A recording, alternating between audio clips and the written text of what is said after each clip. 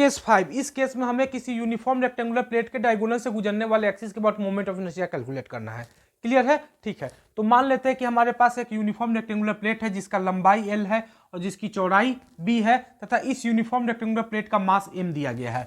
Clear है? और हमें यह बोला गया है कि इसके डायगोनल से गुजरने वाले एक्सिस के about moment of inertia calculate कीजिए। क्लियर है? तो हमने AB एक एक्सिस बनाया जो एक्सिस इस यूनिफॉर्म रेक्टेंगुलर प्लेट के डायगोनल से होके गुजर रहा है। क्लियर है? तो हमें इस AB एक्सिस के अबाउट इस यूनिफॉर्म रेक्टेंगुलर प्लेट का मोमेंट ऑफ इनर्शिया कैलकुलेट करना है। क्लियर है? ठीक है, तो हम लोग कैसे कैलकुलेट करेंगे? तो हम लोग यहाँ देख रहे हैं कि यह जो AB एक्सिस है, यह AB एक्सिस इस यूनिफॉर्म रेक्टेंगुलर प्लेट के डायगोनल से होकर गुजर रहा है, अतः यह AB एक्सिस इस यूनिफॉर्म रेक्टेंगुलर प्लेट को 2 इक्वल पार्ट्स में डिवाइड करेगा।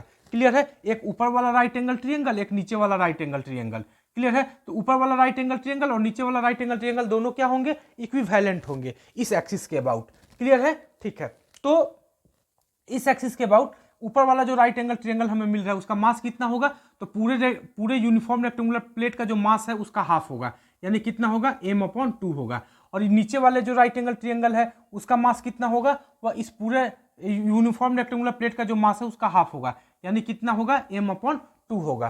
क्लियर है? हमें यह पता है कि यदि हमारे पास कोई ट्रायंगुलर प्लेट हो तो उस ट्रायंगुलर प्लेट का इस एक्सिस के अबाउट जो मोमेंट ऑफ इनर्शिया होता है वह कितना होता है। यदि मान लेते हैं कि इस ट्रायंगुलर प्लेट का मास m है और इस सामने वाले वर्टेक्स से इस पर जो परपेंडिकुलर डाले हैं वह परपेंडिकुलर हाइट h हो, तो इस एक्सिस के अबाउट, इस एक्सिस को अगर हम लोग AB बोल दें तो इस AB एक्सिस के अबाउट जो मोमेंट ऑफ इनर्शिया होता है वह कितना होता है? mh² होता है इस ट्रायंगुलर प्लेट का। क्लियर है? तो इस फॉर्मूला का यूज करके हम लोग ऊपर वाला जो ट्रायंगुलर प्लेट है उसका मोमेंट ऑफ इनर्शिया कैलकुलेट करेंगे और नीचे वाले ट्रायंगुलर प्लेट का मोमेंट ऑफ इनर्शिया कैलकुलेट करेंगे और दोनों को ऐड कर देंगे तो हमें इस AB एक्सिस के अबाउट मोमेंट ऑफ इनर्शिया इस यूनिफॉर्म रेक्टेंगुलर प्लेट का मिल जाएगा। क्लियर है? ठीक है, तो हमें यह पता है कि यह L है और यह B है, तो यह भी क्या होगा? B ही होगा। तो यहाँ से यहाँ तक का यह जो डायगोनल होगा, इस डायगोनल का यह लेंथ कितना होगा? तो लेंथ जो होगा वह कितना होगा? √L² प्लस B² होगा। ठीक है, मास कितना होगा हमारे पास? m/2। तो यहाँ से यहाँ तक यह जो डायगोनल होगा, इस डायगोनल का लेंथ कितना होगा? L² प्लस B² होगा। क्लियर है? ठीक है, तो हमें क्या चाहिए? अगर हम इस ट्रायंगुलर प्लेट का मोमेंट ऑफ इनर्शिया लिखना चाहें इस AB एक्सिस के बाद, तो हमें क्या चाहिए? सामने वाले वर्टेक्स से इस पर परपेंडिकुलर हाइट चाहिए। तो हम लोग करते क्या है कि सामने वाले इस वर्टेक्स से इस पर एक परपेंडिकुलर लाइन ड्रॉ करते हैं, ये ऐसे। ठीक है, ये हमने परपेंडिकुलर लाइन ड्रॉ किया और यही जो परपेंडिकुलर लाइन होगा इसका जो ये हाइट होगा, यही हाइट क्या कहलाएगा? h कहलाएगा। तो h होगा कितना, इसे हमें कैलकुलेट करना है। क्लियर है? ठीक है, तो जब हम लोग इस सामने वाले वर्टेक्स से इस पर जो परपेंडिकुलर डालेंगे, यह जो परपेंडिकुलर हाइट हमें मिलेगा यह भी हमें कितना मिलेगा? h ही मिलेगा। क्लियर है? तो इस ट्रायंगल का h और इस ट्रायंगल के लिए यह h दोनों क्या होंगे? इक्वल ही होंगे। क्लियर है? तो हमें मेनली क्या पता करना है? h का वैल्यू पता करना है। कैसे पता करेंगे? तो ऊपर वाला जो ये हमारे पास ट्रायंगल है, इस ट्रायंगल का जो एरिया होगा उसे हम लोग कैसे लिखेंगे? ऊपर वाले ट्रायंगल का अगर एरिया को अगर हमको लिखना हो तो ऊपर वाले ट्रायंगल का एरिया हम लोग कैसे लिखेंगे? 1/2 इंटू बेस। बेस हमारे पास कितना होगा?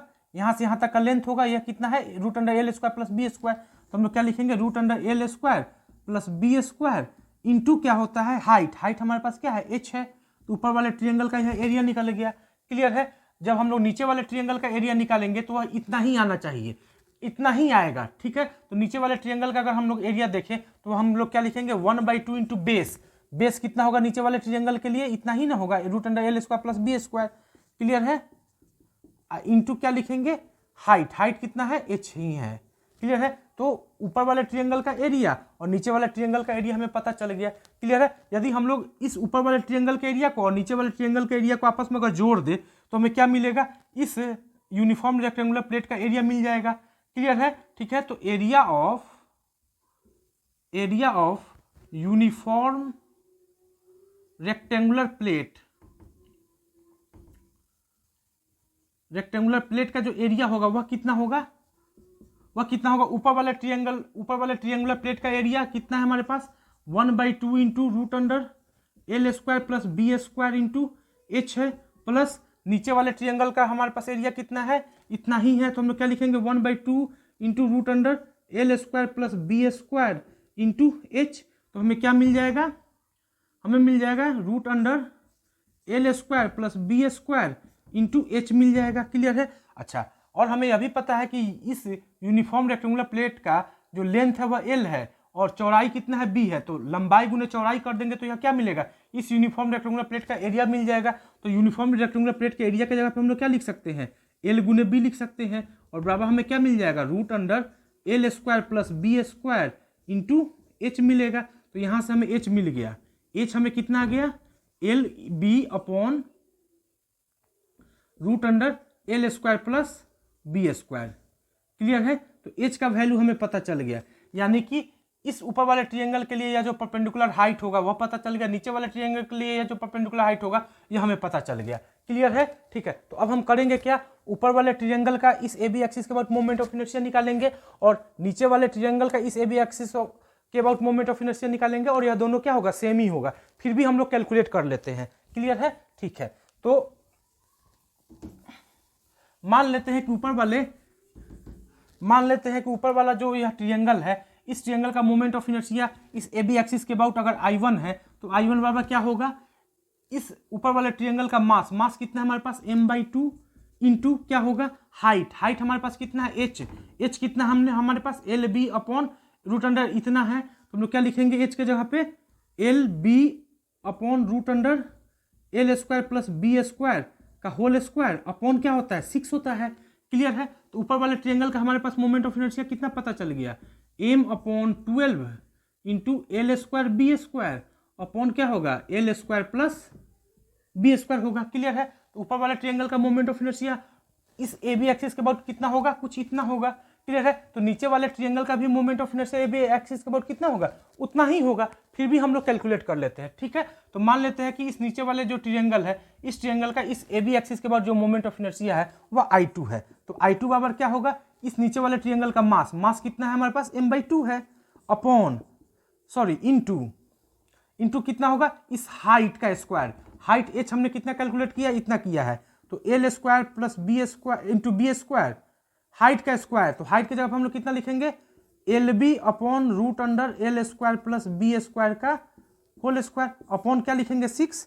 तो I2 हमें यहाँ से कितना मिल जाएगा, m/12 इंटू एल स्क्वायर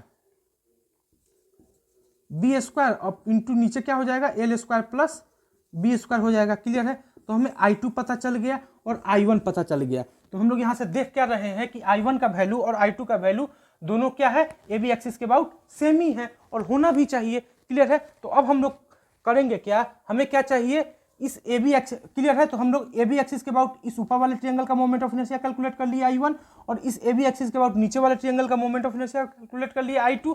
मान लेते हैं कि ए बी एक्सिस के अबाउट इस यूनिफॉर्म रेक्टेंगुलर प्लेट का जो मोमेंट ऑफ इनर्शिया है वह I है, तो I बराबर क्या होगा, इस ए बी एक्सिस के अबाउट ऊपर वाले ट्रायंगुलर प्लेट का मोमेंट ऑफ इनर्शिया कितना है हमारे पास, I1 है, तो I1 प्लस इस ए बी एक्सिस के अबाउट नीचे वाले ट्रायंगुलर प्लेट का मोमेंट ऑफ इनर्शिया कितना है हमारे पास, I2 है, तो प्लस क्या लिखेंगे I2।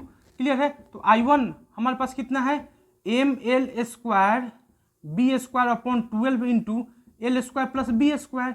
I2 भी हमारे पास सेम ही है, तो हम लोग यहाँ प्लस क्या लिखेंगे, ml square B square upon 12 into L square plus B square. इसको जब सॉल्व करेंगे तो हमें क्या मिलेगा, 2ml square B square upon 12 L square plus B square मिलेगा। क्लियर है, तो यहाँ से हमारे पास I बराबर क्या मिल गया, इसे कैंसिल आउट करेंगे तो 6 टाइम कैंसिल आउट हो जाएगा, तो हमें I बराबर फाइनली मिलेगा कितना, ml square B square upon 6 into L square plus B square. Clear है, क्लियर है। हम लोग देख रहे हैं कि इस ए बी एक्सिस के अबाउट इस यूनिफॉर्म रेक्टेंगुलर प्लेट का जो मोमेंट ऑफ इनर्शिया होगा वह कितना होगा, m into L square B square upon 6 into L square plus B square. Clear है, क्लियर है, ठीक है। जब कोई भी एक्सिस किसी रेक्टेंगुलर प्लेट के डायगोनल से होकर गुजरेगा तो उस एक्सिस के अबाउट जो मोमेंट ऑफ इनर्शिया होगा वह कितना होगा, m L square B square upon 6 into L square plus B square होगा। क्लियर है, ठीक है। तो आप इस वीडियो को एक बार देखिएगा, समझिएगा और इस प्रॉब्लम को फिर से सॉल्व कीजिएगा। Okay, thank you.